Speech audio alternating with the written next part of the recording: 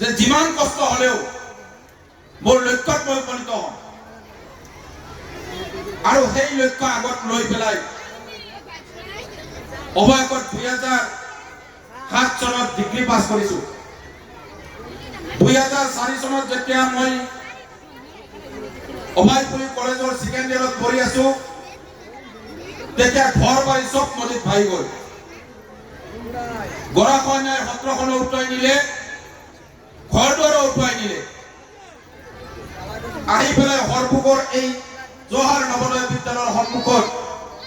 তেতিয়াৰ সন্মানীয় মাননীয় মুখ্যমন্ত্ৰী প্ৰয়াত তৰুণ গগৈ ডাঙৰীয়া আৰু ডক্টৰ হিমন্ত বিশ্ব শৰ্মাই সত্ৰৰ নামত আমাক মাতি দিল আৰু সেই সত্ৰৰ কাষত ঘৰ কৰি পেলাই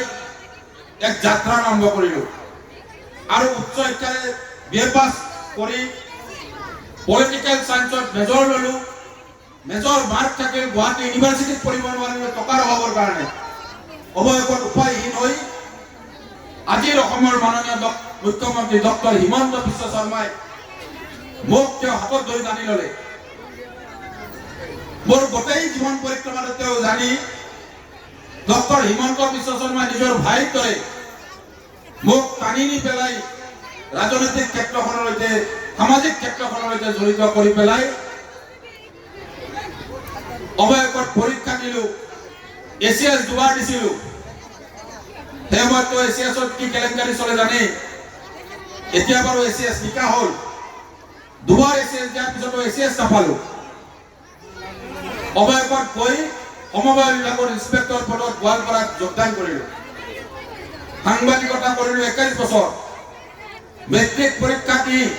আব্দুল খালেক ডাঙৰীয়া আজি বৰপেটাৰ সাংসদ খালেক ডাঙৰীয়াই মোক কৈছিল যে তই পঢ়িব নোৱাৰিবি